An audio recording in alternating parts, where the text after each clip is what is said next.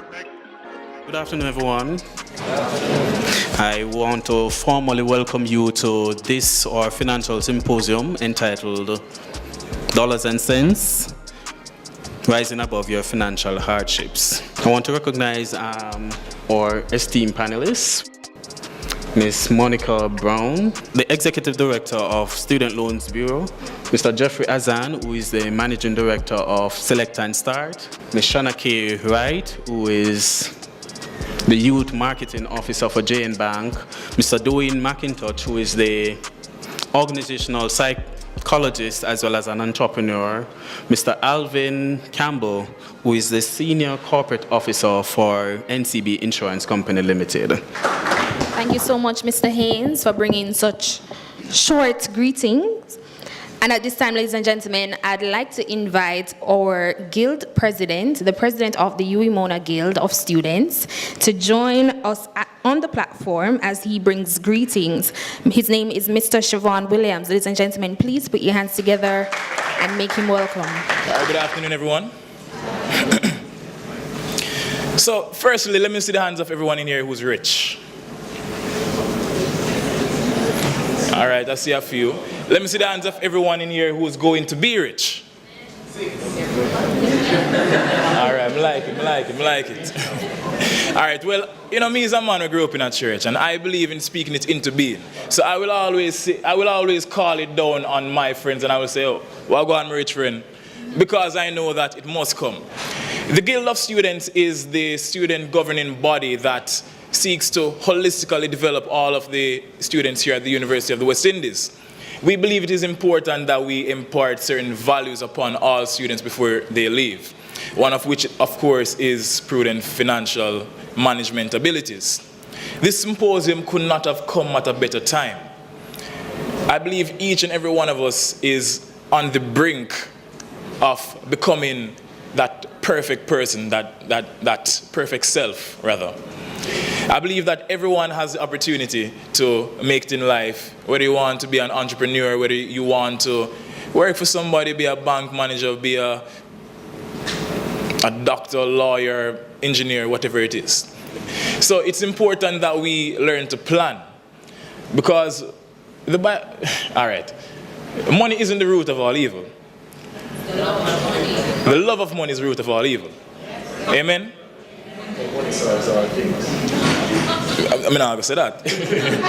But having money definitely does assist. And we realize that with it, then we don't have many of the problems that we do have. So it's always important that we plan ahead. It's always important that we budget. And it's always important that we know where we're going. This symposium is perfectly suited to do such. And that's why the Guild is in holistic support of this enterprise to the fullest. And of course, we recognize that our young entrepreneurs are also here and they're on the outside. And I invite everyone in here to go and stop at a booth or two, find out what's going on, see how you can be a part. Because entrepreneurship is the next stage in advancing our student body. Everyone can work for someone. We all have to have our own dreams, and we all have to make it somewhere. We have to learn to stand on our own at times, right?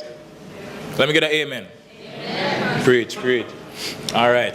So it's important that we learn to motivate ourselves, right? Minute motivation, right? Amen. So it's important that we learn to motivate ourselves and take that leap of faith.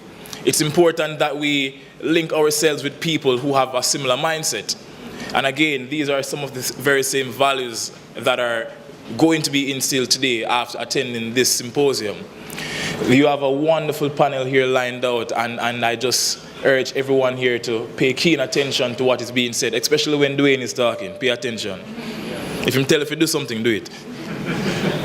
But everyone in here has a chance to make it in life, and everyone in here will make it in life.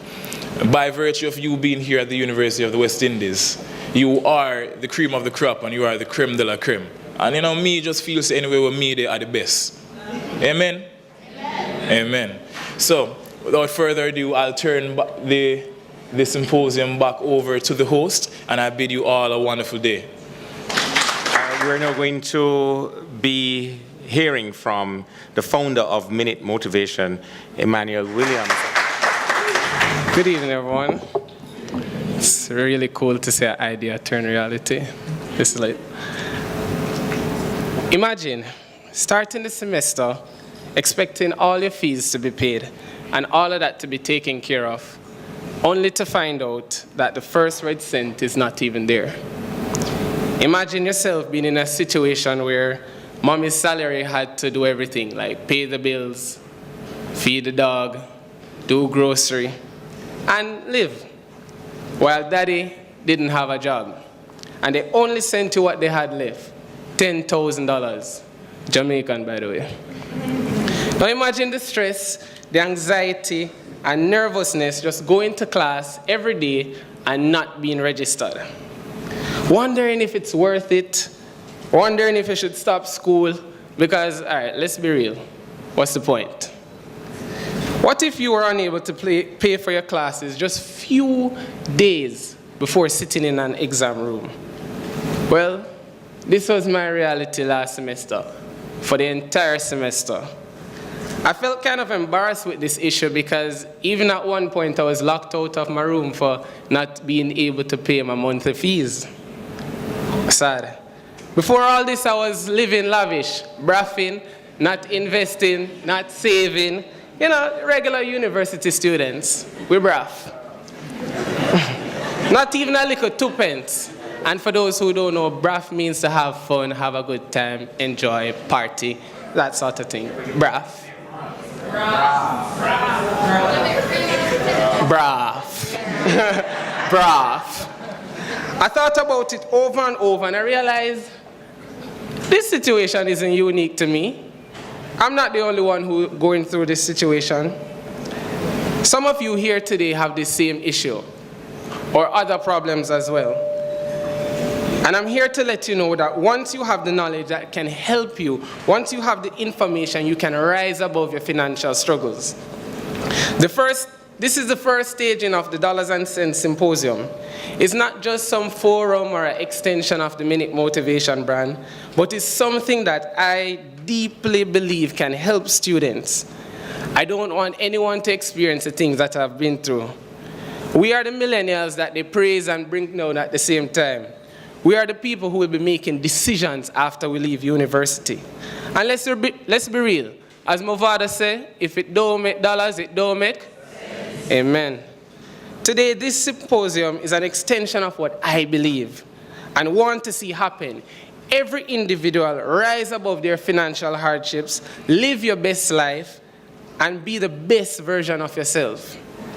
You see, Minute Motivation is a personal development movement, a community made up of people like you and me who want to improve ourselves and live to our maximum potential. When I started Minute Motivation, on October 24, 2016, I had a vision just to share motivational videos on social media to inspire people on Mondays. And by the way, guys, if you're not following, you can ask your friends who are not here at Minute Motivation Money, Instagram.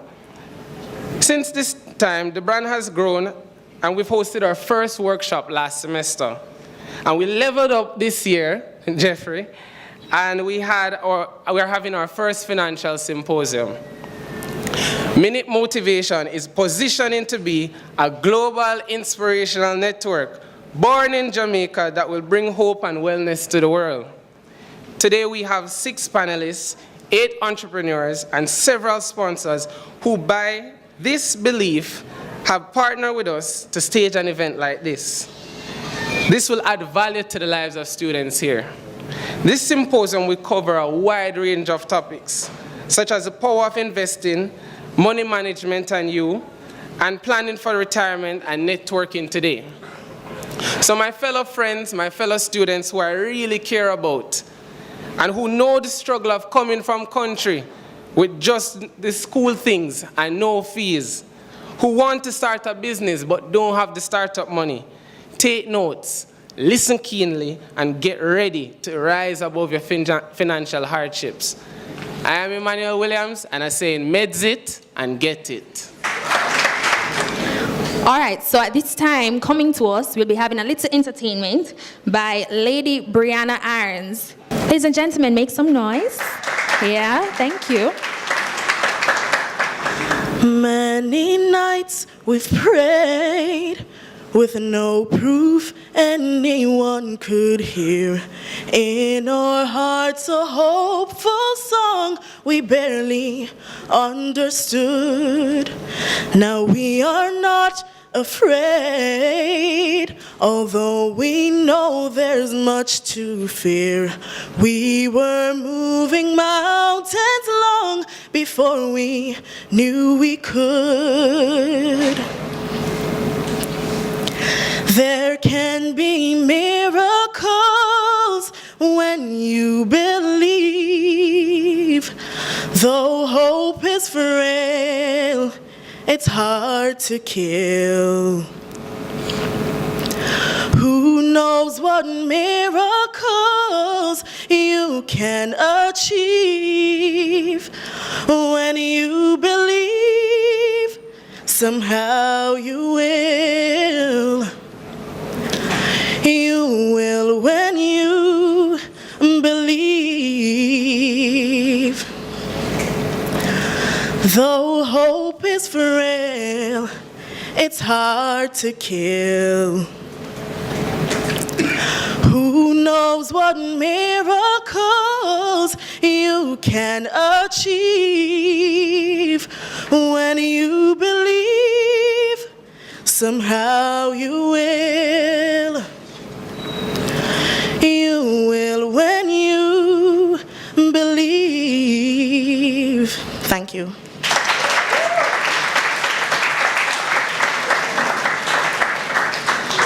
So it's now time for the meat of the matter.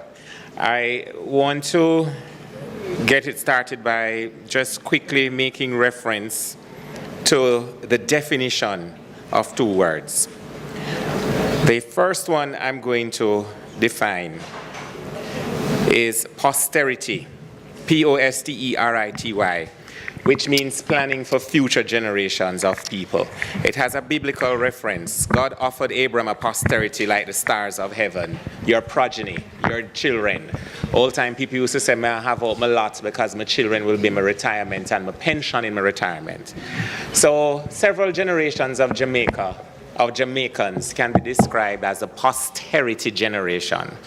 But I'm introducing the panelists now, and I'm giving them a programming note, reminding them that they're no longer speaking to the posterity generation, which we represent. They're speaking to the prosperity generation. And I don't want nobody to send this out live on social media to say, Price changed from where he is to where others are. And the first reference of prosperity to this nation is actually to be found in the last sentence of our national pledge, which is my favorite of our three national symbols. The flag, the most obvious, the anthem, one that we all enjoy singing, but the pledge, which commands us at the last sentence, so that Jamaica may, under God, increase in beauty, fellowship, and prosperity, and play her part in advancing the welfare of the whole human race. The problem is the posterity generations that precede us spoke about it, but did not appreciate that to give it life, a change in outlook was required. So when I speak to young people, whether on campus as a lecturer, well, across the road at UTech, or elsewhere, socially, all that they ask can be synthesized into one question: what's in it for me? I remember cricket language talk about lick it for six, which was the biggest score you can get. And then you know have this slang that said a six them there. And then that's no longer sufficient because it's now about tens them out. And I use these examples because I want to attune your ears as the audience and the minds of the presenters to appreciate that if you're not answering the question to youth today, what's in it for me, by showing them that they, through interacting with your brand, can harvest for themselves their own prosperity, you really have not started to communicate. Jeffari? Yes, come forward. I understand that Jeffari has a script that will formally introduce each of the panelists. So Jeffari, please come forward. Good afternoon, everyone. I was about to signal Mr. Raymond to continue because he was doing such a good job. But nonetheless, I'm going to carry out my duties. So from uttermost right, starting first with Mr. Alvin Campbell, and he's a senior corporate officer at NCB Insurance Company Limited. Today he will be speaking on how to be financially savvy, smart, and sexy in today's harsh economic environment. So you will get more involved in the discussion. Continuing, we have Mr. Dwayne McIntosh. He's an organizational psychologist. He's an organizational psychologist and entrepreneur, and he'll be speaking on entrepreneurship, getting your piece of the pie. Moving right along, we have Miss Shanna K. Wright, and she's the Youth Marketing Officer at JN Bank. And she'll be speaking on, now that I'm out, what's next?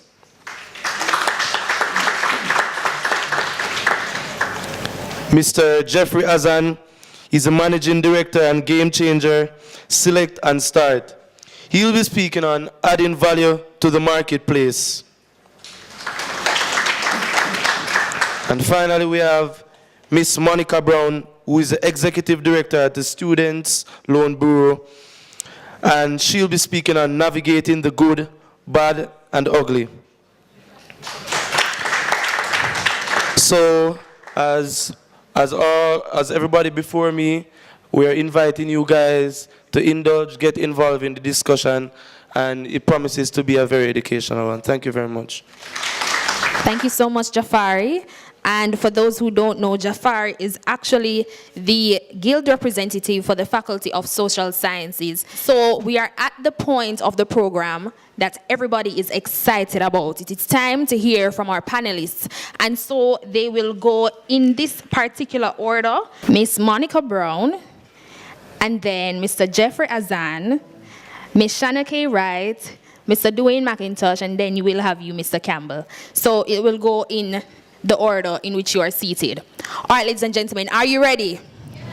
All right, and I'm ready too. So, without further ado, ladies and gentlemen, please put your hands together for Miss Monica Brown, who will be speaking on navigating the good, the bad, and the ugly. Good afternoon, everyone.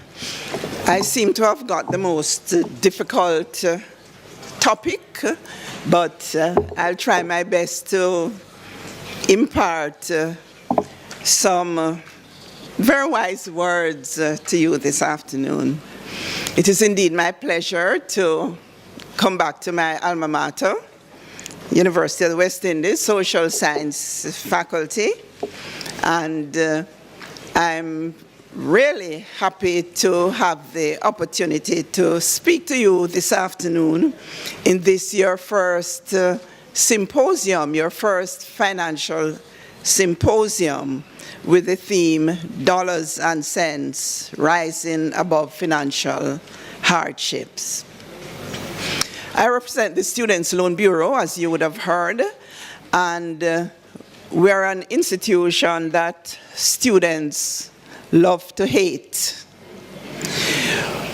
We play a very vital role in financing the fees for a number of you. Our records show that approximately 30% or so of the students, and this is average, so it varies from institution to institution, but approximately 30% of the students in tertiary institutions are funded through the Students Loan Bureau.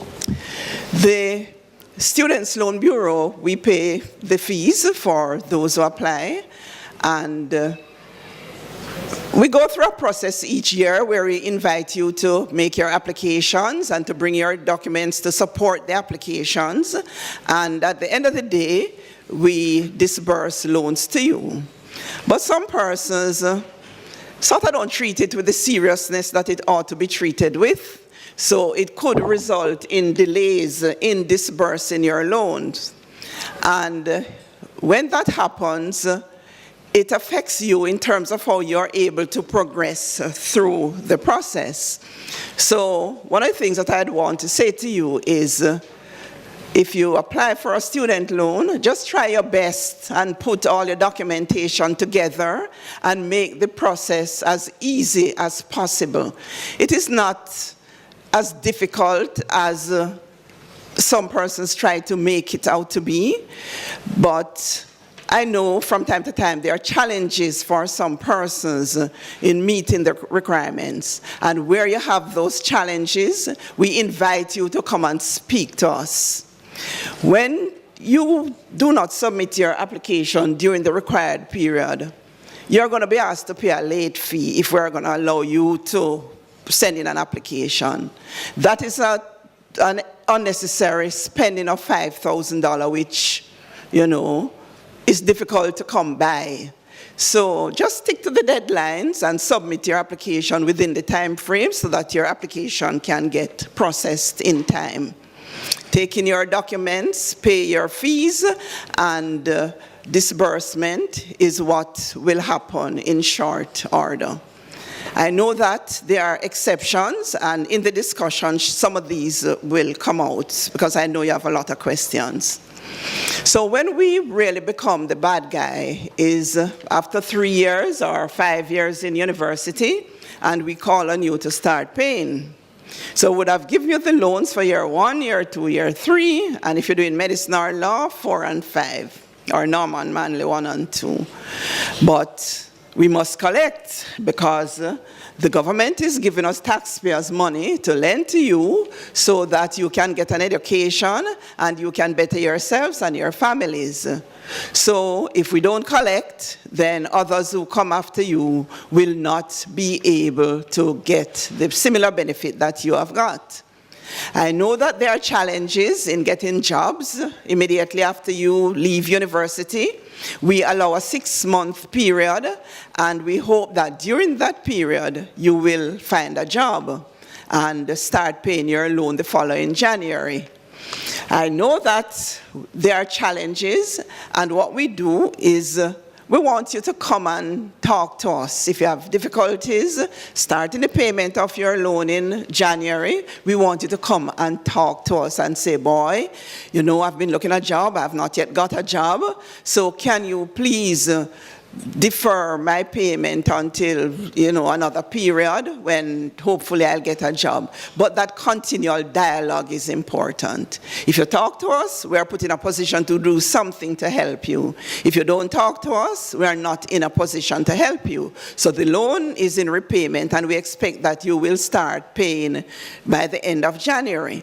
If that does not happen, the loan will enter delinquency shortly thereafter. And it continues until we may end up sending the loan to a debt collector. That we really do not want to do. And we do that as a last resort. We may publish your beautiful faces, which we do not want to do either. But it really becomes financially difficult once your loan gets into arrears and into delinquency and chronic delinquency. Because when we have to farm out your account to a debt collector, there's a commission that they're going to charge because they're not going to work for free. So it's another 20% on top of what you owe. So I really want to encourage you all to be as fiscally prudent, fiscally responsible as possible. And where you have a difficulty paying your student loan, just come in and talk to us. We will listen to you, and we will see what arrangements can be put in place. And if you come to an officer and they give you a lot of static and so, ask to see the supervisor, ask to see the manager. But bottom line is we have to be able to collect. There are persons who get jobs and the pay is small, so you can't do everything. Come and talk to us. Bring in your last 3 pay slips, and we will see how we can restructure or reschedule your loan so that the monthly amounts become more manageable. So we really, really want you to keep in touch with us, because when you stay away and hide, what we do is ask somebody to help us to find you. And we don't want that. We provide about between 13 and 14,000 approvals each year. And about 11,000, 10,000 take up the loan. Some of you I know go off on your work program and are able to make up the funds to pay even some of your fees. If that happens, having applied for a loan, you need to indicate to us that you will no longer need the student loan and you want to cancel. Studying is really difficult. Studying at the university level can be challenging. It is very expensive. You don't want to fail, because when you fail, it's like throwing away your money. You have to see the spend as an investment in yourself. And having invested in yourself, it will pay dividends. It may not pay you the type of dividends that you need immediately, but over time it will pay off. Because all of us you see on the panel, the moderators, all of us were sitting in these seats at one stage or other. And back then it was challenging, and I know it is even more challenging now. But there's help. So you need to do what you need to do so that the process is not as difficult as it appears to be. There's also a grant in addition to the loan that some of you are eligible for, and this is done through a means test. If you are not selected through the means test, you can write to us for consideration. In some instances, the universities make recommendations to us as to who may need extra help. But we want to help you. I know persons have challenges with guarantors.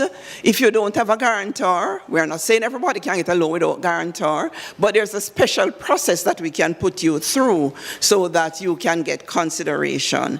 I remember recently we saw this young man who had no family at all. He lives in a shelter somewhere in the downtown area, had no guarantors. And we were able to put him through the process and approve him for a student loan. So there are a lot of good about student loan, and I would want to think that we are mostly good.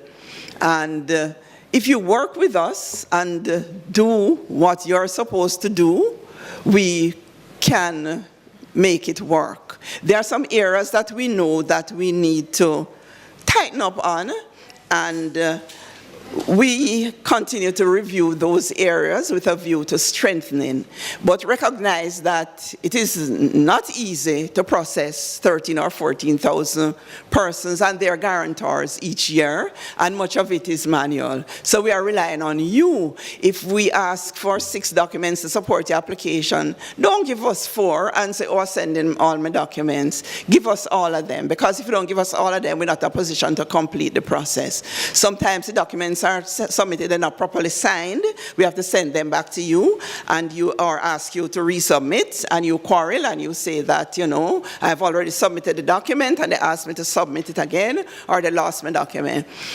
Bottom line is, each of us has a responsibility, and we have to do our part so that it can work. It is not impossible. Thousands and thousands of Jamaicans have benefited over the years from student loan, and they are operating in very, very senior positions in their professions across the society. So I implore all of you to continue to do your best. Work hard, cooperate with us. Don't wait until the last minute to submit your application. And when your loan enters repayment, don't wait until it enters delinquency before you say, oh, I have a problem or I don't have a job. When that happens, it enters delinquency, start to attract late fees and some other charges and accrued interest. And it is difficult to get out of that spiral without some windfall, which not many persons can access. So we are willing to work with you so that in the final analysis, the investment in your education will pay off. Thank you. Good morning, everybody. All right, you see, here's my problem with afternoon, right? Every greeting has definition and it has meaning. So the definition of a welcome to a situation, but the meaning is going to be very different. So if I came out here and I said good night, it would give the meaning, not of a greeting, but today is over. And many of our presenters came out today and they've said good evening, because in Jamaica, good evening means I'm at a formal function. But good afternoon often indicates either what is for lunch or what was for lunch. Now, if we're talking about money, I can't have no out here hungry by on the belly. I need no wallets to be hungry, right? Not the belly. So can't go good afternoon. So the only one that's really hungry, what is hungry is good morning, because you see, to make money, it takes new opportunities.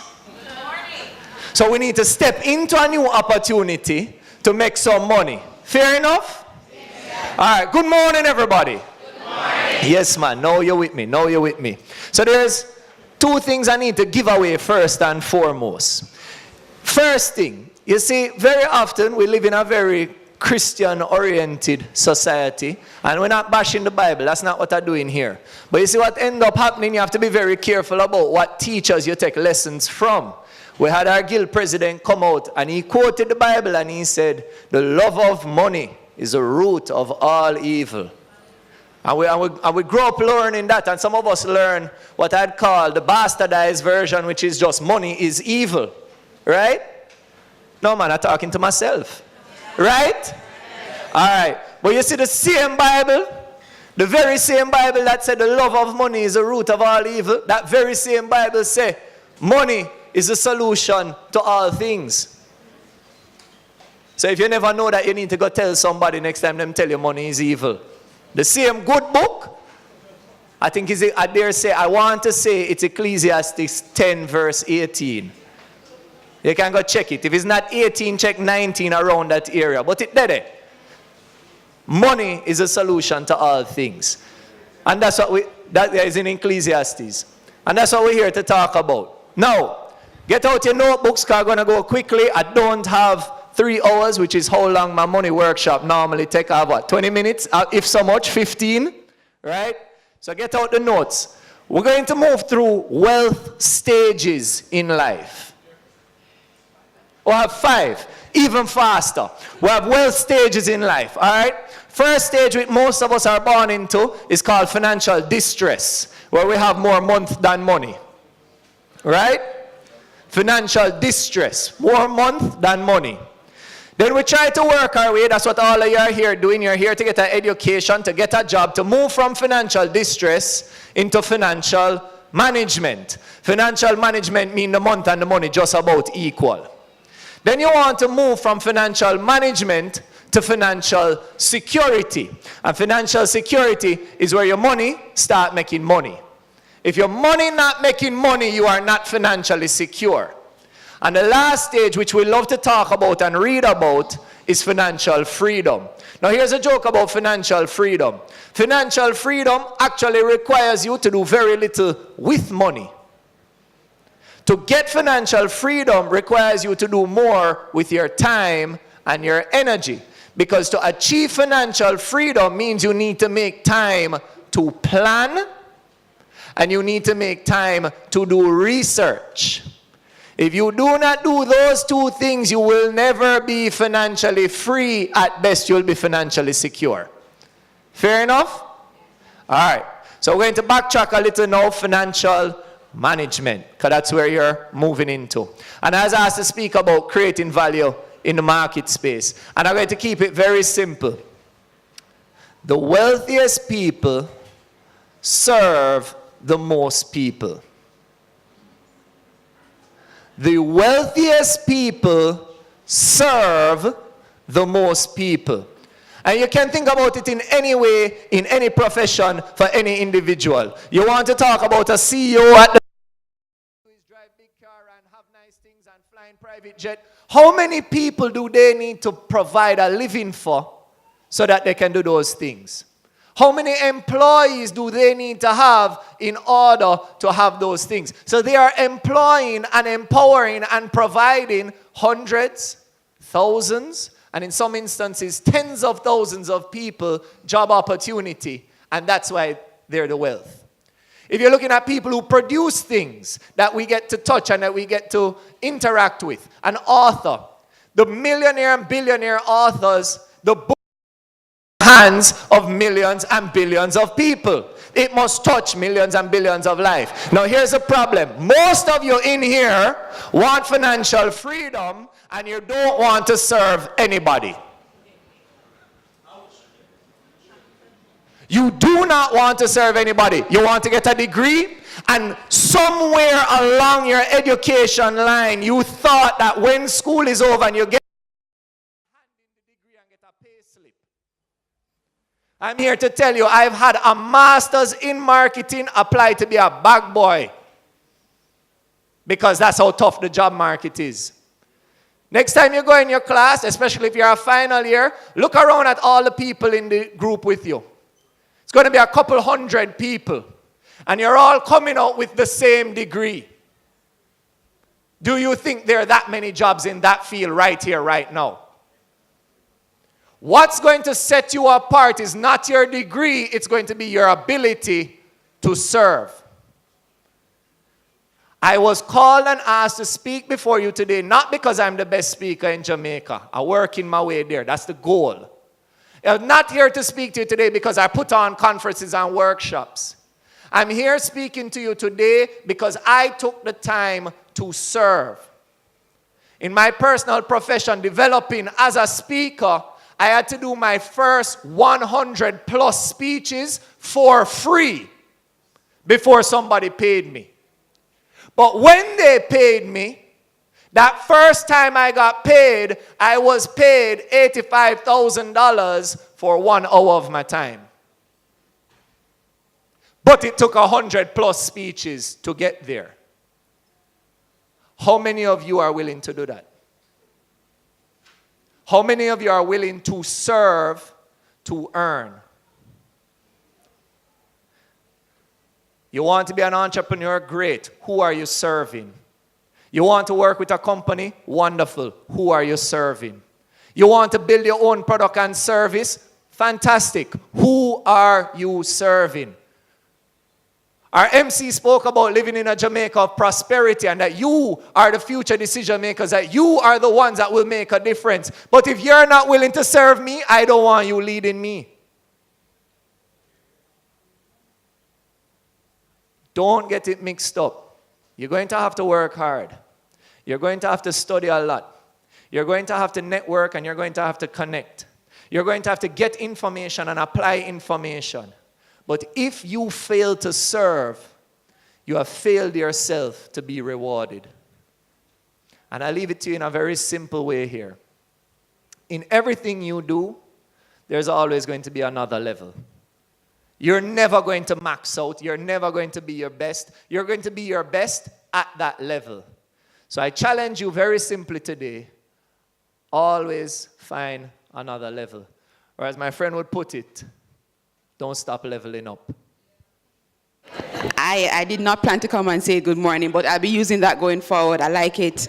I am Shanna K. Wright. I am Youth Marketing Officer at JN Bank, where I am in charge of the JN Wise Aspiring Youth Program, as well as the JN School Savers Program.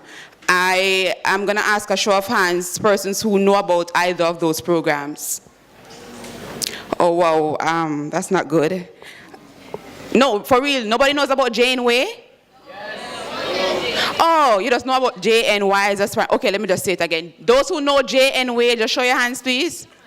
Okay, great. Quick plug. We are currently recruiting ambassadors for our 2019-2020 academic year. So if you're interested, you can speak to us or follow us on Instagram at JNY.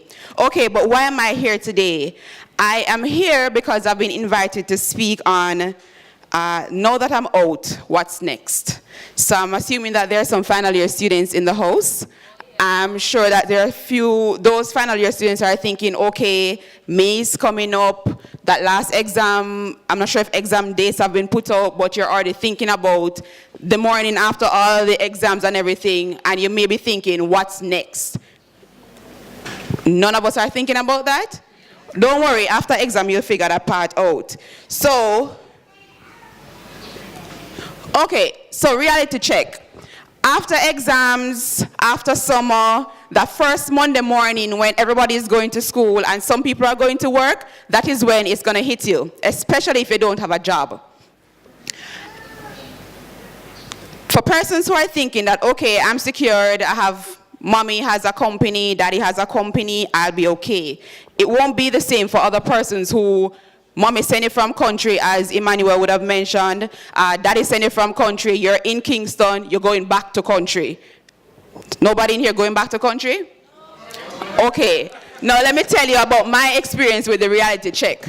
So when I finished UE, I lived on campus for 3 years. I lived on Preston Hall. 3 years at UE. Big up Preston Hall. And I was a person who I was very active on campus, well, on Preston Hall. And what I did was, I lived on Hall, I did everything on Hall, and I stayed on after coming back for second year, straight up until final year. And that May when I was moving out, and I was packing up my room, and I realized how many free things I have from Preston, and I was heading home, mommy said to me, but you look like you never plan to come back. I'm like, in my mind, I'm thinking, that's right. But I had to go back home because guess what? I had no job in Kingston. Summer is here, you have to go. And here I am going back to St. Elizabeth. So what I did was I decided that, here what, I'm not staying down here. I did marketing. How much things am I going to market in St. E? Nothing is wrong with St. Elizabeth, and big up to everybody who come from country. But what I'm saying is that my passion is events management, creative things, and that is what I wanted to do. And I didn't see as many experiences in St. Elizabeth for me. So what I did was I realized it would have been a weird space. Here I was on campus just living, as we would say, braffing, enjoying campus life. I never know anywhere in Kingston, first of all. I just literally knew UE campus. And what I realized too, I was saying, okay, this is a very weird space. So you're used to your freedom on campus, now you're back home. Some of you may have had curfews when you were in high school, now you have it again because you're back home. You're not making any money, so you can't act like you're a big man or a big woman. No? Because they're not making any money. People who are not making money should not be acting like big man and big woman, right? So it's a weird space to be in. So what I've realized is that I say, okay, well, I need to do an internship or something because I'm not staying home. Like my brain was just going on and on. And I realized too that that weird space between the final exam in May and me getting my job the Monday morning after I graduated from UE was the weirdest space in my life ever. Because I was there sending out resumes, and trust me, it's going to be very hard. You send out resumes, nobody replies. You make some calls, nothing happens. But the good thing is that you're not supposed to panic.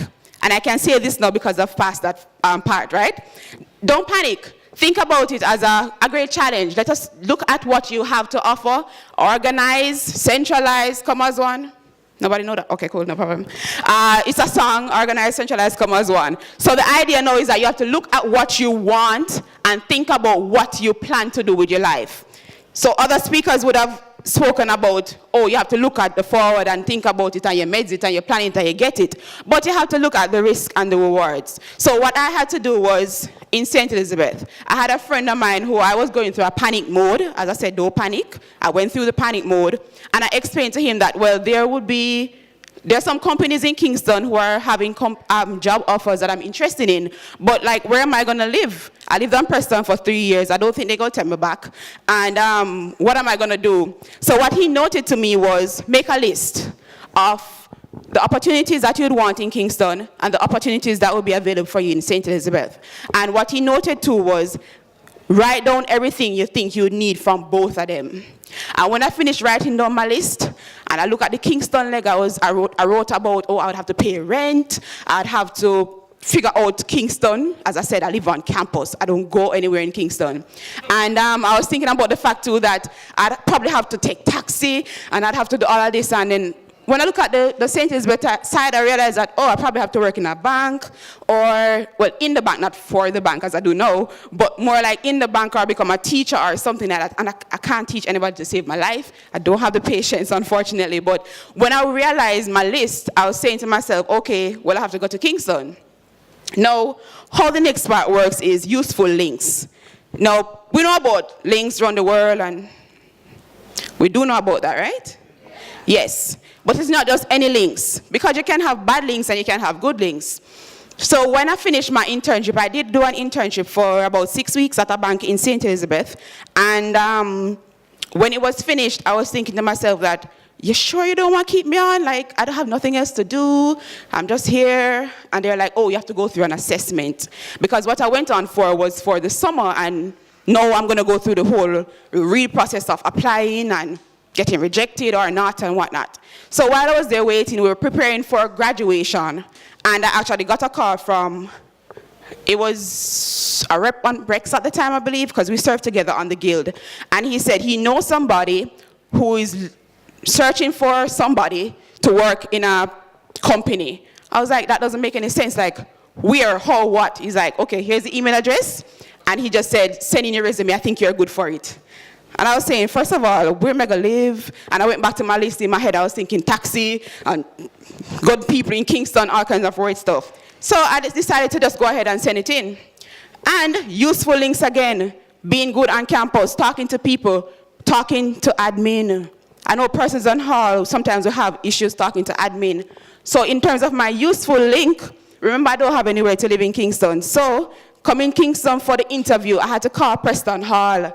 And I was like, hi, so I have an interview in Kingston. I need your help. I have nowhere to stay. And they said, oh, no problem, Shana. You were deputy hall chair and whatnot. You can get a room for the night. So I was like, no problem. And I pack up my things and I come up. While I was in Kingston, remember, I don't know Kingston. The same persons on Preston Hall, they actually brought me around to the interview. And when I did the interview, I just realized I couldn't let them down. So what's next and why it was a weird space? So many people are depending on you like, oh, I helped you do this, and you really can't fail. They really never say it, but I was just feeling it. So what I decided to do was, all right, just start something. Anything happen, just happen, right? What's interesting to know is, when I started working at JN, it was the Monday morning after I graduated on the Saturday at UA. That's a very blessed moment for me, and I give thanks. But it wasn't a 5-year contract. It was a come in for 3 months. Let us see if this is going to work out. That makes sense? It makes sense?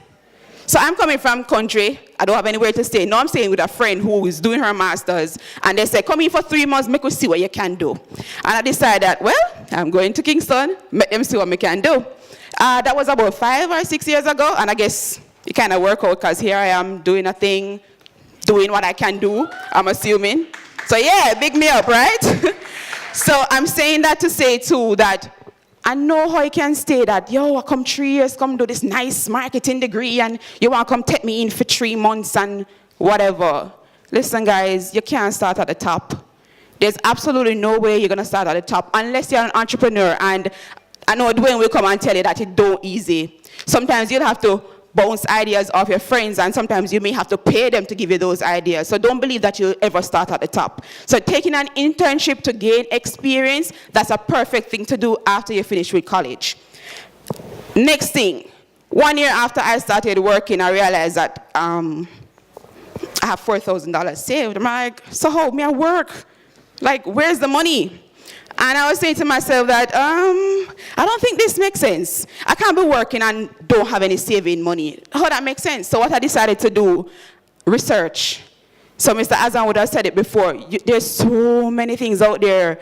And I won't be just speaking as it because I work at JN and I have to tell you about JN things. No, do your research. Find out where easy things are and how easy it is to start a savings account or a credit union or whatever the case is. And what I decided to do was, JN has a partner plan.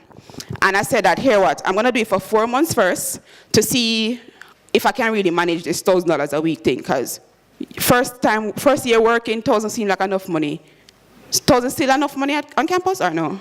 Still enough money, right? So I'm thinking to myself, if I'm going to put away $1,000 every week, that's a lot of money. But I decided that, look, if I want to see this money by the end of the year, I have to do this now. And that is what I did. And since that time, I've always just kept on doing a partner plan, and then I moved up to a high yield account. No, I'm not rich. I'm almost there, though. So what will happen, though, is that the habit that you're creating is going to allow you to do better and bigger things as you move on in whatever career that you're a part of. Right?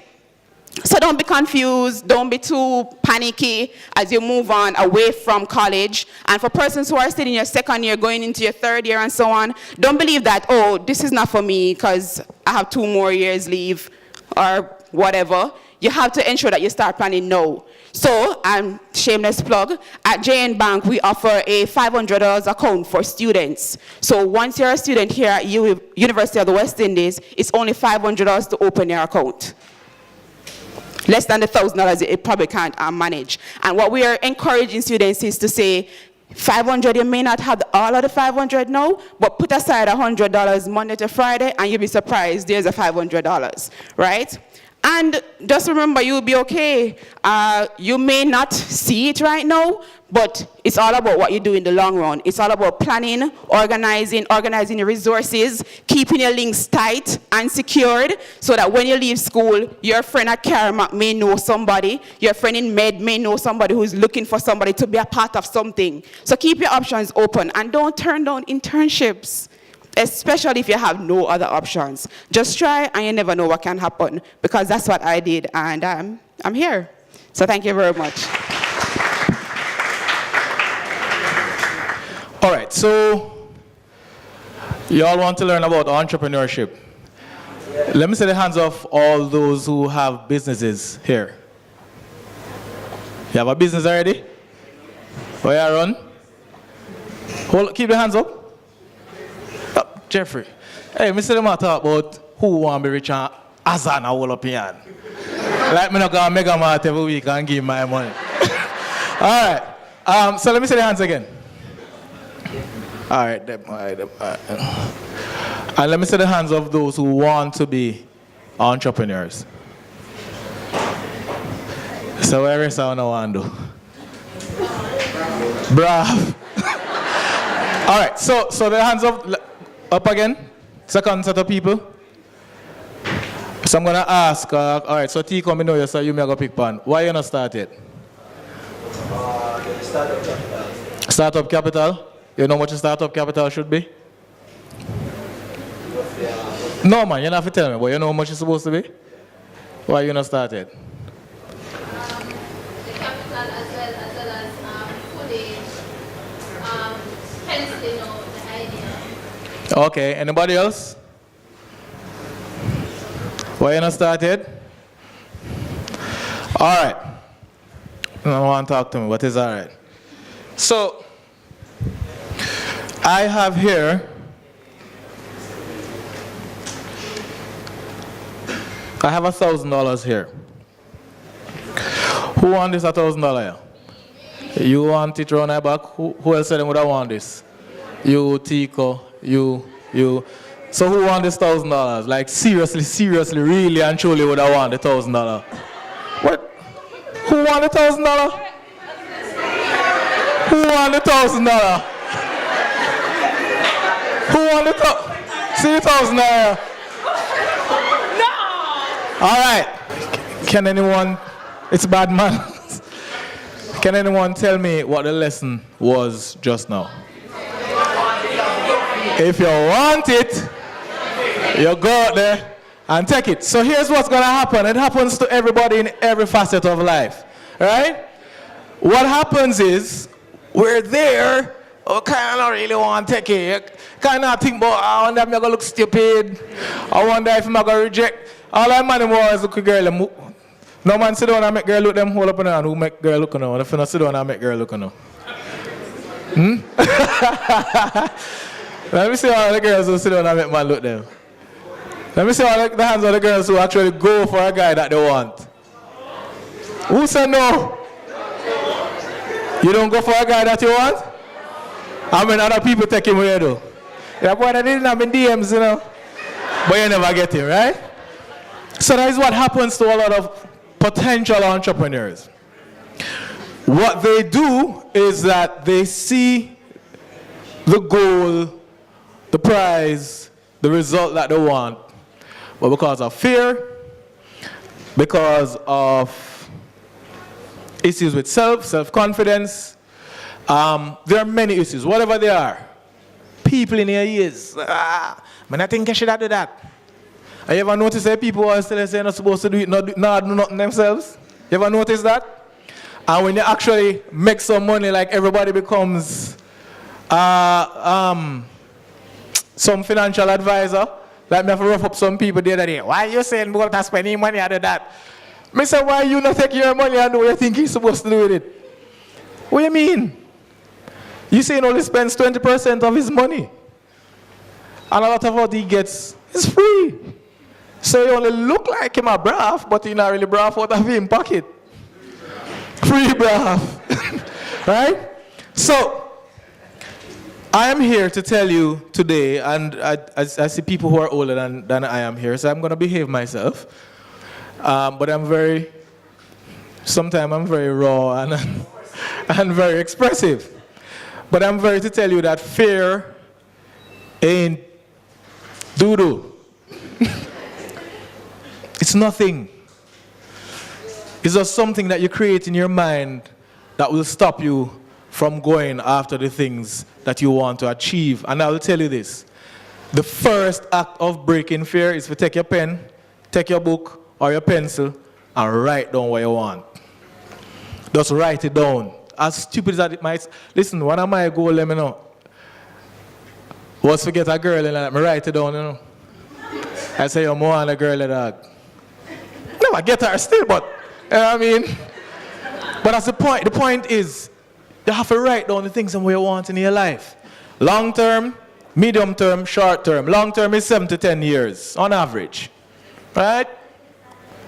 And medium term, Jeffrey, is what? 4 to 6 years. And then 1 to 3 is short term. So being in college is really and truly a short term plan. It seems long, can't wait till exam time for study. As teacher, I teach psychology here, and I have some students, I see a problem. I tell them to read and then come to class, sir, it doesn't matter. But so it go. But this is a short term plan. And my learned friend here, she was on Preston, was on campus. She participated in everything for real. Will tell you that this go run off quick. And UE is really a microcosm of the wider society. But it's a very safe microcosm. In other words, you wake up in the morning, you have kitchen, bathroom, blah, blah, blah. You want a girl, you walk over one block. You want class, you walk over to KFC, Pizza Hut, whatever. Drugs, guns, whatever. Right? It's all here. Sorry, edit out that. Edit out the drugs, guns part. Right? It's all here. But guess what? When you reach, hey, one of the wickedest things that happen to me, I rent, you know. When I step out of the road, when I there, so I bra for real, you know. I hold up a bra for you know, the hope you're so still, you know. I bra for real. And when I step out and I decide, say, all right, I'm going to go live uptown. Jesus. And the lady said 2 months. If you pay 2 months up front, first month, last month, and then you pay actual rent. I said, Jesus. And she want a resume and something. No, say, I'm not a criminal. If I come in her place, go and kill her. Right? Them something that go jerk you if you're not ready. Now, as it relates to entrepreneurship, do you at least have a vision of where you want to go? Say another 3 years from now. Anybody have a vision? You have an idea? All right, so what I want you to do is, everybody on Instagram? All right, I'll give you a look at thing now. This just come to mind. Just write on a piece of paper. Because here's what's going to happen. Only 3% of who we speak to here today actually are going to do something.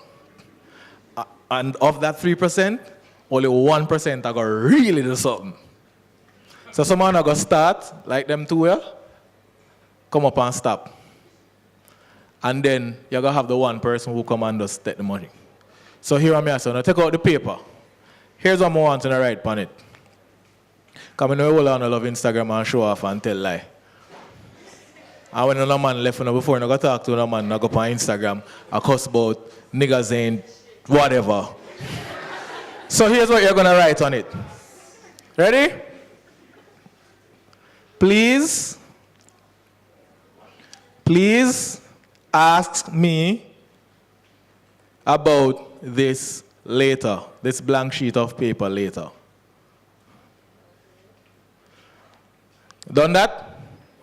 Take a picture of it and post it in your stories. Very serious as judge. Judy. Right?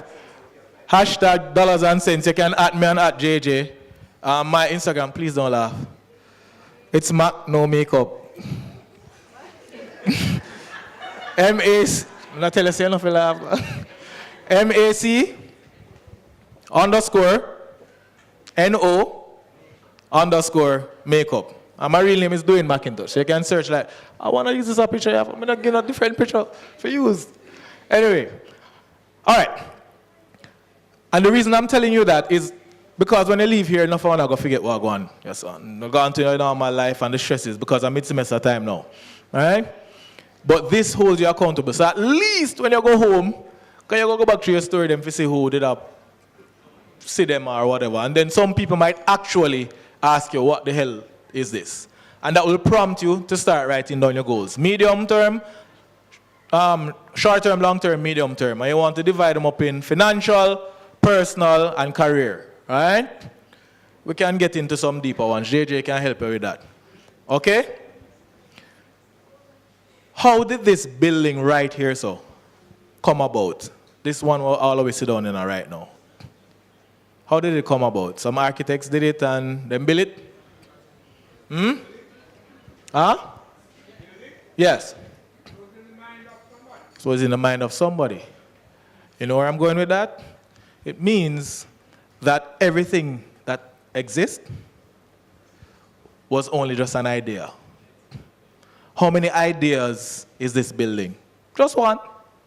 One idea. Right? So you lead by faith. You set your goals. I mean, you must achieve all of them, but you set them. And you lead by faith that it's going to happen. How many persons have ever heard of this thing about don't count your chickens before they hatch? Everybody hear that? Who count their chicken before they hatch? I count all of my chicken every time before they hatch. And that's another thing. I'm going to get back to that. But we have been grown and socialized in what I call linear thinking. One-dimensional. So if I say to you, hey, diddle diddle, first thing will pop in your mind is what? The cat and the fiddle. And cow jump over moon or sort of foolishness. Or I say Jack and Jill. Next thing will pop in your mind is went up a hill to fetch a pail of water. But why would Jack and Jill, sensibly go up a hill to catch water? Water up there, warm to gravity. We are exposed to linear thinking, so we start thinking one-dimensional. So you're here studying a particular thing, and then people tell you, you're an accountant, you're an accountant, you're an accountant, and that's all you're supposed to do for the rest of your life.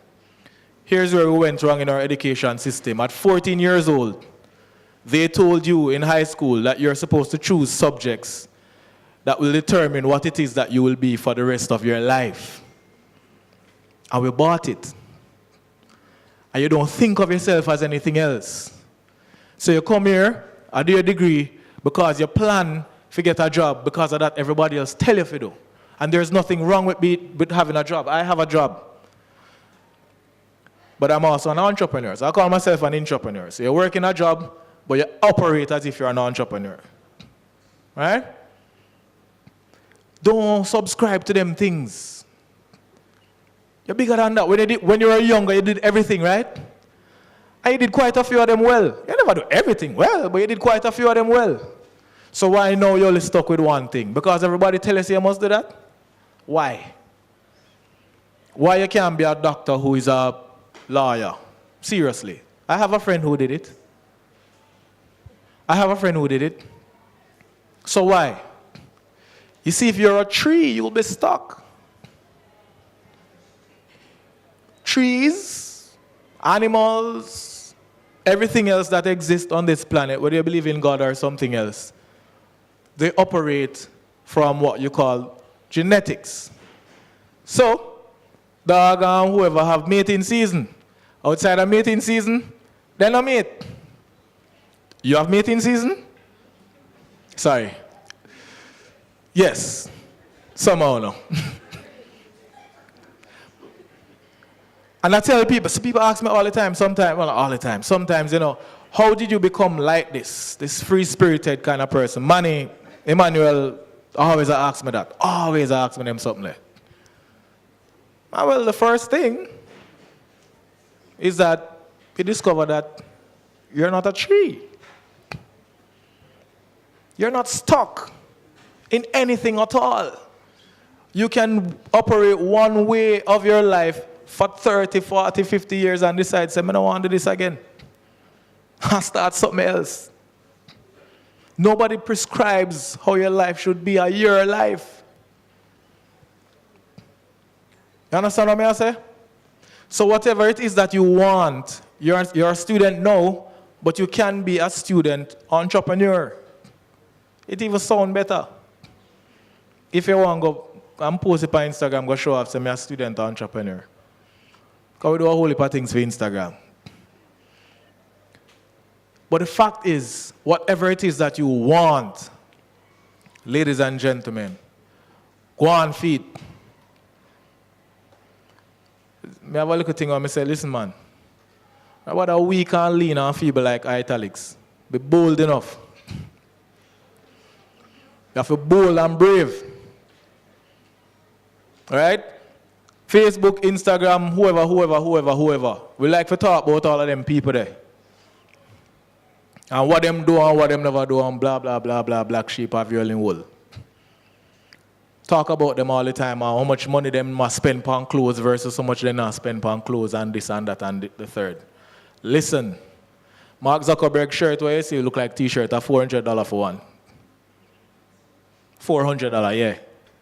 Me do my research and check it. Right? I will tell you this. 80% of the millionaires in the world, and when we use millionaires worldwide, we're talking about US dollars, because US dollar are the currency what them use worldwide. 80% of them are what? Can anybody guess? First generation millionaires. You know what that means? Then they broke like dog like me and you. I never have nothing. Somebody feel like because you see the man them up and down on TV and this and that, they were born that way. They weren't born that way. When I speak to his grandfather, I don't know if I know him grandfather, or great-grandfather, him tell me where him start. A lot of people just had an idea. And that's how things come, through ideas. And if me they come to you and say to you, say, yo, me have a song, you know, and I think it's going to run Jamaica, wicked. And you say, let me hear you, and I say, breadfruit. You want breadfruit? You're going to laugh and tell me, say, I eat that, right? And you run me away. And I say, Lali, shot, and you're going to run me away. And what the next one name? Bee's Hive. Yeah. You're going to run me away, right? And tell me, say, I eat that. Right? But the man, them believing in themselves. One of my heroes in Jamaica, and it's going to sound so trivial, so trivial, is Tanto Blacks. You see, we laugh. One of my heroes in Jamaica is Tanto Blacks. Because ain't nobody believing in themselves more than Tanto Blacks. Ain't nobody believing in themselves more than Tanto Blacks. And that's what you need. And people like us who know have half the self-confidence as Tanto Blacks. I look upon him and I laugh. Tanto Blacks have when him say rich, and Jeffrey say it, and Gil President, you would say it. Man say rich before he rich, you know. What do you think is going to happen to him? Everything what the man do, man think about being rich. While you sit down and look for $1,000 and can't go feed. Somehow, no. You understand what I go with that? You have to start believing self, man. So here's what you're going to do. I'm going to wrap up with this. To kill fear, as my friend Crystal Tomlinson would say, and start building self-confidence. Take it from Shabba. Shabba Ranks came out and said, me, man, big, dirty, ugly, stinking Shabba. What can you say to Shabba after that? If you break Shabba confidence. Nothing, right? So here's what you're going to do. You're going to write down all the things that you notice I keep saying write down, not on a piece of paper. You're going to have a book that you use for these things, whether goals, dreams, aspiration. Don't put it in your phone. Don't put it in none of them something. Phone have too much distractions. You have a little book where you use and you keep for them things here. Me have to learn them things here too. You know. It's almost like a vision board. I just write down all your insecurities. And you have a little thing where you say in the mornings, and in the evenings, and in the afternoon. And if you can paste it somewhere where you always see it. Something positive. But write down all of the negative things where you can't stand about yourself. And get used to it. Nobody can tell me something again I'm feeling no way about it. Yeah. I always just rebut and say, at least I can get fat. If you're ugly, just rough. I never call their name, then just assume that them may attack. Right? Write them down. And then you write down your goals. And then you write down what I call your vision for yourself. And then these will change as you go along in life. One time I just didn't want to buy certain things. Now that don't really matter to me again. One time I just didn't want to afford to go to certain parties. I don't go parties again. Kind of get used to it, been there, done that kind of thing. And you go through the stages. So I really look upon young people again and say them stupid. Because we're all there. I do foolishness. Right? But what you also need to do is embrace every stage of your life. You're a student now, embrace your student life. And if you want to be an entrepreneur, the earlier you start, the more the fortunes belong to you. If you're 50 and you start and you become a millionaire, who do you think will get all your money? You're pitting them. But if you start in your 20s, you can enjoy some of it, right? Listen to naysayers. There's nothing wrong with listening to naysayers. Take it. Take whatever you want out of it, but also listen to positive people. There's nothing wrong with listening to people who are negative. Just ensure that you don't become a negative person yourself. Because they also need to show you what you don't want to become. So you need to listen to them every now and again. Not forever, because you don't want to night diffuse or osmosis or whatever. You understand what I say? Everybody? Everybody write down something and take the picture? And I post it on Instagram? I go looking at my DM and see it, because every time I at somebody, I see it. All right? Me that. Thank you. So earlier when we convened, the representative from VM Wealth Management was not yet here. She's now here, so I'm going to invite her to come and do her presentation.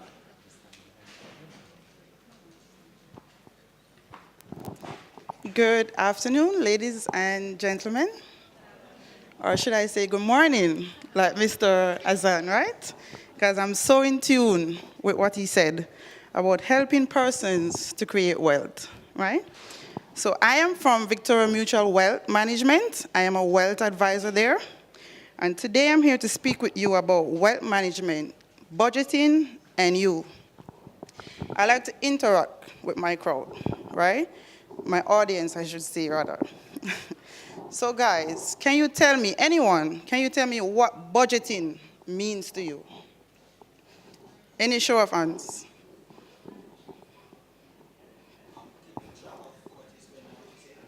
Okay, good. Any other volunteer? In the back? What does budgeting mean to you?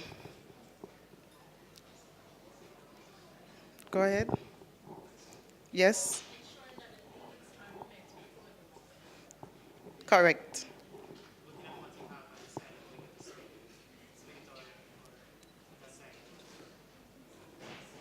Correct. All right, so I know, I would say most of you guys in here are students, and you're probably not earning, right? However, your parents probably still give you money to come to school, to buy lunch, and so forth. So what I'm thinking is that you can still save, or you can still make a budget.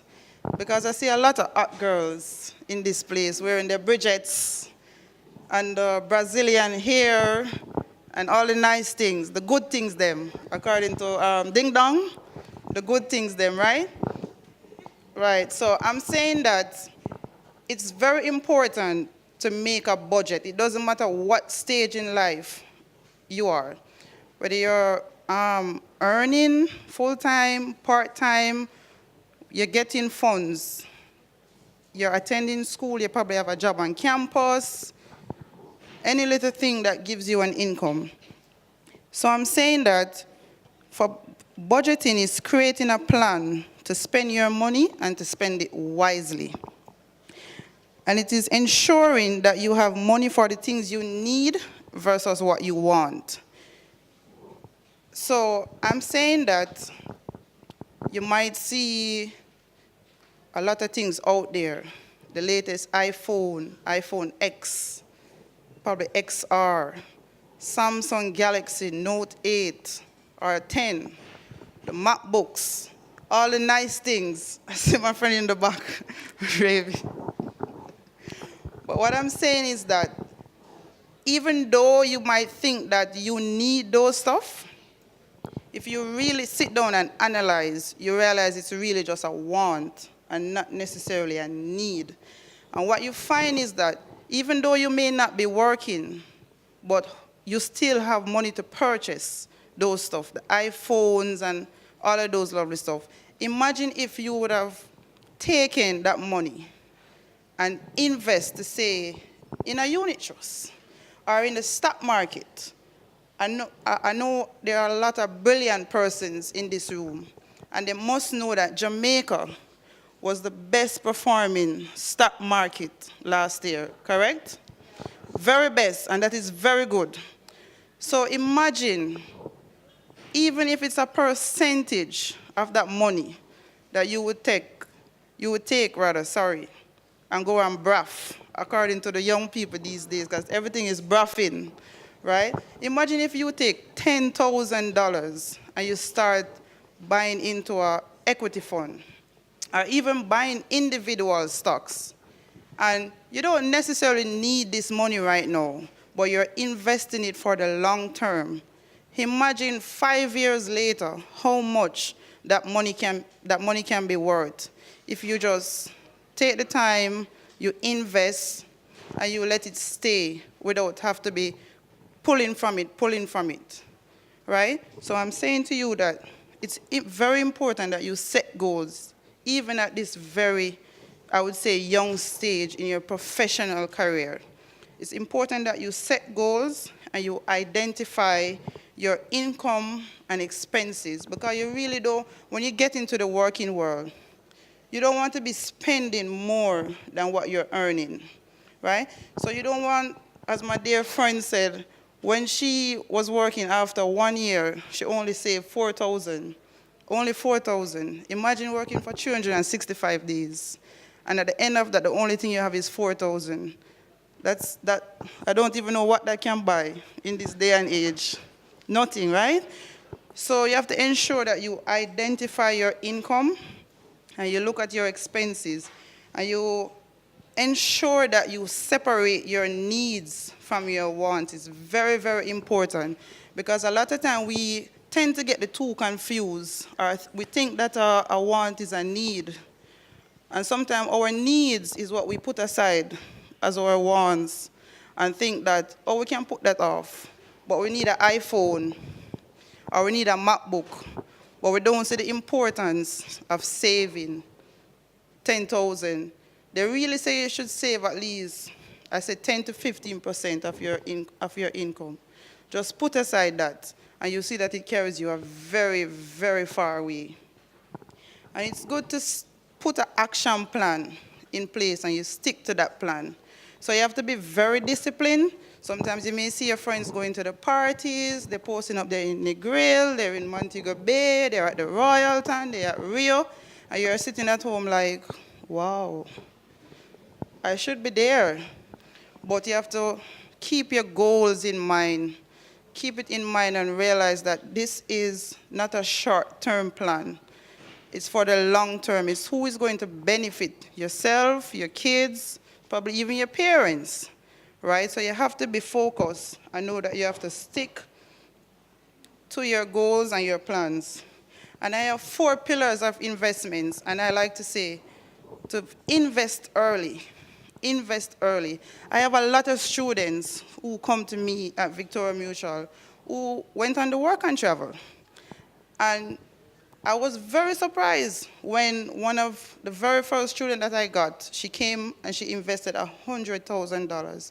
And I'm there thinking to myself, but when I went and worked and traveled, this wasn't in my mind. All I wanted was Alistair jeans, an Abercrombie and Fitch shirt. I'm coming back and buying Bridget sandals. I'm buying computers and phones. And I'm there thinking, wow. She came and she brought $100,000. And she said that she saved her money when she went and work and travel. And that's probably, if you do the conversion, it's probably like $1,000, give or take. And probably most persons, when they go and work and travel, they really earn more than $1,000. So of course, she probably still spend and bought things that she would need, but she still decided that she was going to save something from it. And let me tell you, every like say month or 2 months, she would say, you know, I've saved up 10,000. I'm going to add it to my equity fund. And it's very amazing to see at that stage, you know, someone can have that frame of mind to say, you know, I'm starting to save, I'm investing. And she said to me that her ultimate goal is to purchase a house. And I'm saying that at that stage, which was like probably 4 or 5 years ago, that wasn't in my mind when I was in university. I wasn't thinking that far along to say, you know, I'm saving from now so that 5 or 6 years later or 7 years later when I graduate school, I get a job, I would at least have some of the funds saved up to make a deposit on a house. And she said that that's her ultimate goal. So investing early is very important, and also investing regularly. As what I said, she would come every month or 2 months and she would give a 10,000 or a 20,000, because remember that she's not earning every day. She's going to school. But I guess she would save from her lunch money. So she probably don't buy any Bridget sandals, or she don't go to any parties, she don't bruff, right? She's very smart. So that's good. And it doesn't have to be a large amount. You can do it in small increments. So don't ever think that, oh, it's just 10,000 or it's just 5,000. So it doesn't make any sense. You hear they always saying, one coke, a full basket. So it doesn't matter how small it is, always save, invest. And it's good to also diversify. So you don't have to put your eggs in one basket. So we have different products here at Victoria Mutual Wealth Management. We have the equity fund. We have a bond fund, 1, 2, 3, 4. We have the international equity fund. Right, we have the money market fund. So it's good that you diversify into different types of investment. And the last point is to stay invested. So you don't want to come and invest today, and then 2 weeks down the road, you come back and you say, you know, I think I want to buy something. And then you're going to come and take back the funds. It defeats the entire purpose. So you want to stay invested as long as possible so you can reap the real benefits of investing and saving, right? And the ultimate goal is to become financial independent, as my good friend Mr. Jeffrey Azan said. The ultimate goal in life is to become financial independent. Thank you very much. Good evening, everyone. Good morning. It's a catchphrase now. NCB has a tagline that says, putting your best life forward. Has anybody ever heard that? Is anyone here ready to put their best lives forward? Many times, we think about wealth, that only persons who are born in wealth can be wealthy. But I can tell you today that that's not necessarily the case. If you want to be wealthy, it takes discipline. Some of my colleagues have spoken about the different strategies and in terms of budgeting. But I want to add something to the budgeting aspect of it. If it is that you have a budget and it's in your head, it's not a budget. If your budget is in your head, it's not a budget. We have to put pen to paper and look at it realistically. Because if you don't look at what you're earning, if you cannot visualize that figure, and also visualize what it is that you are spending, then you find yourself spending and even going into your savings on a monthly basis, covering your expenses. And then at the end of a year, you say, where is all of this money that I save? Where is it? But what? If we don't itemize things and if we don't focus on what it is that we are earning and what we are spending, then we are in trouble. I know most of us in here, or most of you in here, are students getting ready for the work world. And one of the things I want to encourage you this afternoon is to develop that discipline from now. If it is that you wait until you start to earn, then you're going to try to start to save and you're going to try to start to budget and balance yourself, then you're going to find yourself in problem. Even as a student, you can save. Even as a student, you can invest. Let me use this example. In 2002, when Michael Leachin purchased NCB, it was $3 per share. $3 per share for the NCB stock. If persons had used $3,000 to purchase 1,000 units, for example, today that $3,000 would be worth over $14,000. The share price has moved from $3 to $144 plus now. Some would argue that only the wealthy can purchase stock. No. You and I have the capacity to do so. The only reason why I would say that you use a regular savings account is because you want to accumulate some money. But once you have reached that accumulation goal, then it's time to move it into something else that can be more beneficial. It is pointless having money on a savings account where you're getting less than 1% interest per year. That doesn't add up.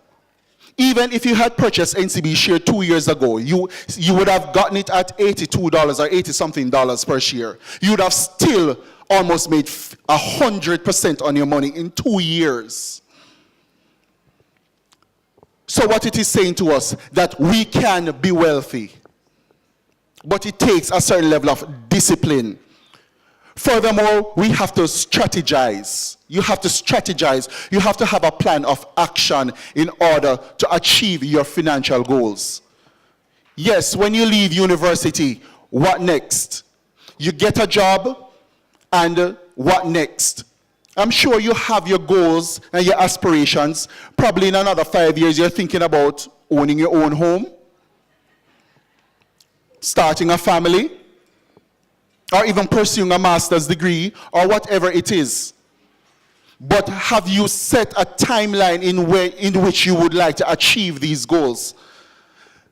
Many times I've seen persons who say, yes, I want to own a home. But when the housing scheme is being built, they don't have the deposit. The 5% or the 10% deposit to take care or to secure that home. What happens? That opportunity is going to pass you. And it is not wise to think about taking out a mortgage for the house and also taking a loan for the deposit. That's a double whammy.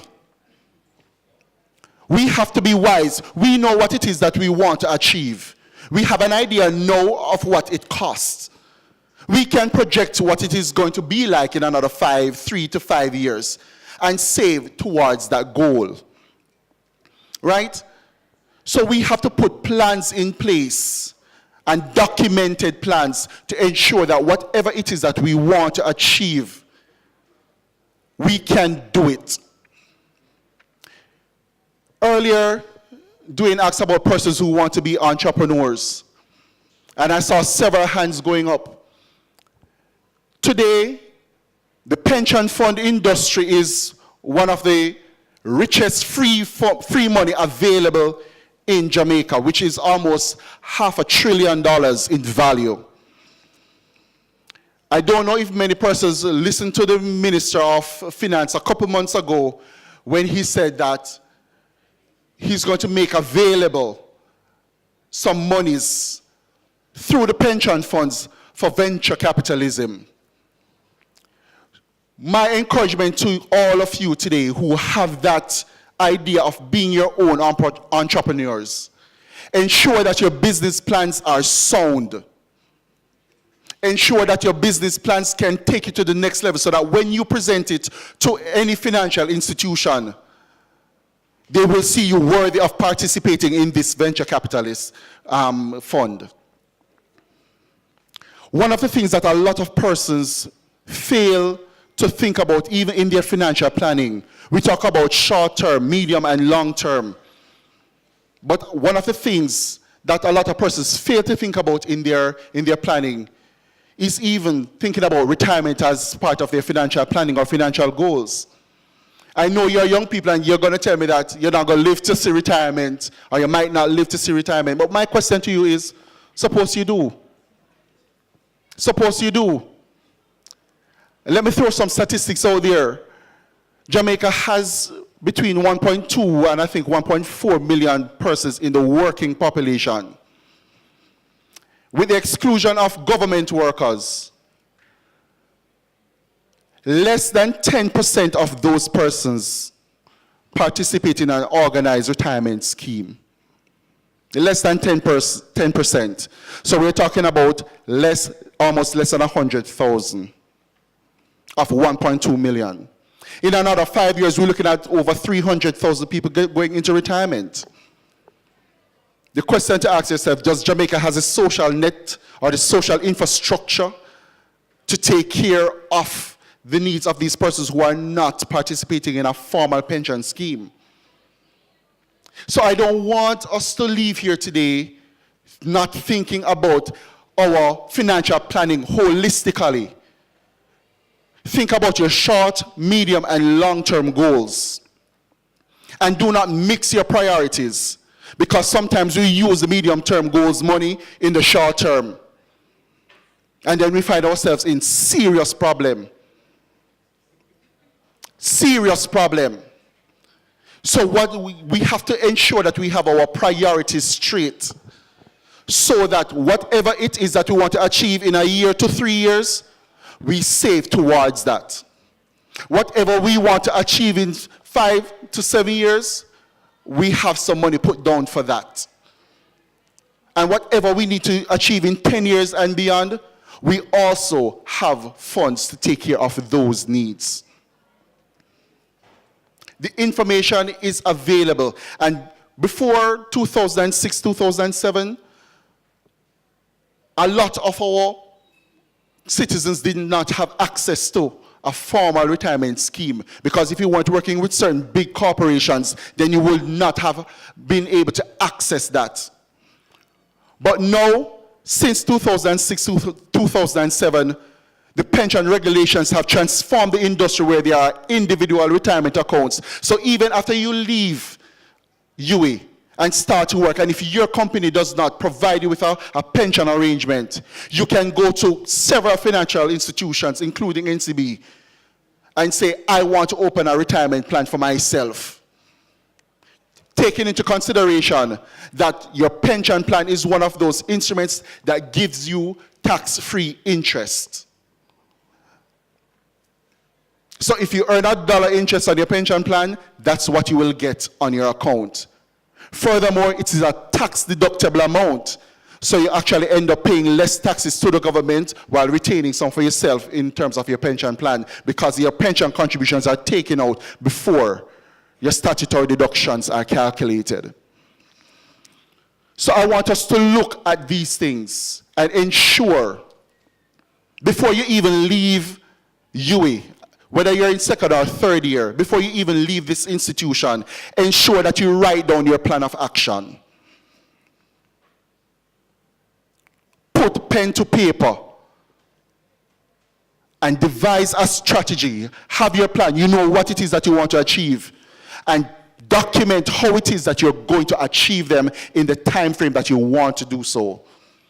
Because if you don't do that, you will find yourself 10 years down the road, 15 years down the road, still wanting to own a home, still wanting to get a master's degree, still wanting a family. You will still find yourself 10 years down the road not being able to achieve your goals. So my encouragement to you today, find a financial advisor who can give you some guidance. You might not know what is happening in the stock market. You might not understand it. You might not understand what is happening in the bonds market or the real estate market and all of these things. But there are professionals out there who can help you and help you formulate a plan to get to your particular goals. So, ensure that you do document your goals in order for you to achieve them. Thank you. Thank you very much. All right, ladies and gentlemen, so we've heard the substantive presentations from each of our panelists. We are now going to go into the interactive session, which will be anchored by my able moderator, co-moderator, Paige. Have a great rest of the afternoon, and I'll see you again soon. All right, thank you so much, my co-host, as he leaves. It was really a pleasure working with you, and thank you so much to our panelists as well. And at this time, we're going to get right into it. It's a bit late, so I'm going to ask for all our panelists to just rejoin me on the platform. And ladies and gentlemen, this is your time now to pose questions to the panel. Good evening to the panel of judges. Good evening to the audience. My question is, what would be your advice on someone maintaining discipline? How do they maintain their discipline?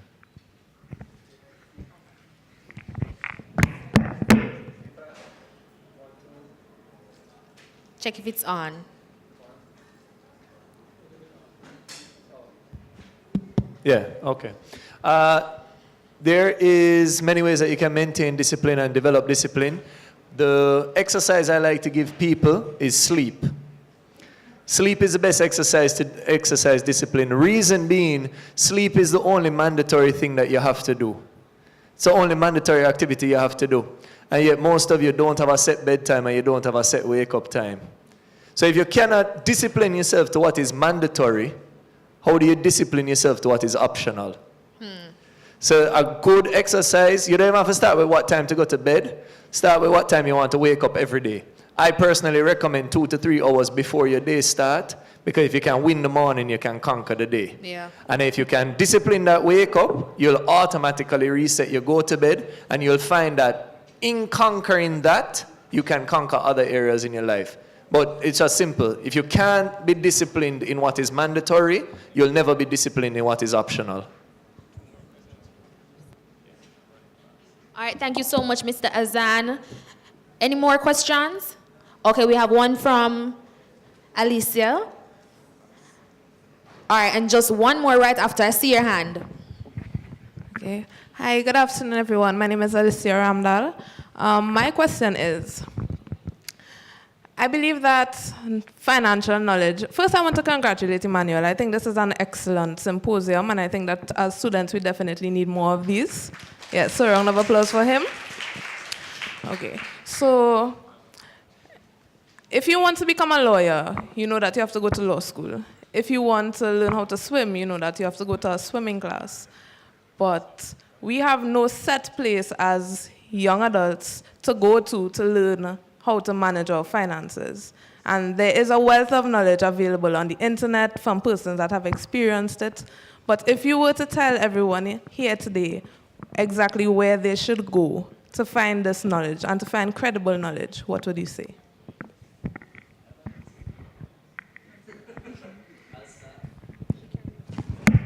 Okay. I know this was one of the things I wanted to say, and it slipped me when I was presenting. There is a book out there called Money, Master the Game by Tony Robbins. It debunks the 7 myths of money. It has everything in there from how to build interest, how to manage your fees, what are the perfect portfolios, what type of portfolios, what are the ways for your money to make your own money. It is a first-class guide into money. But the truth is, you already got the tip from all the panelists today, and what we kind of all spoke on is you have to set aside the time to work, you have to set aside the time to write, and you have to set aside the time to actually drill into your numbers. I personally, and this isn't taking away, everybody else can do their plug if they want, I personally, in my Money Matters workshop, have a budgeting exercise that I let people to do. It's 273 individual line items. If I give most of you in here that, you won't get through the first 50. But the thing is that you spend money on more than that in a month, in individual spending. So if you can't track the money that's going out, don't even bother worry about what money is coming in, because it won't matter. All right, so it starts in tracking the money that's going out, but also I strongly recommend that book as a good guide and lesson. Name of the book is Money Master the Game by Tony Robbins. All right, quickly. So while you're getting that book, here's something that you can do very quickly right now. So let's write this down. All right? Of every dollar that you make, you hearing me? First 10% goes to your savings. All right? Pay yourself first. Write that down. Go have to move fast. Class won't start. Next 10%.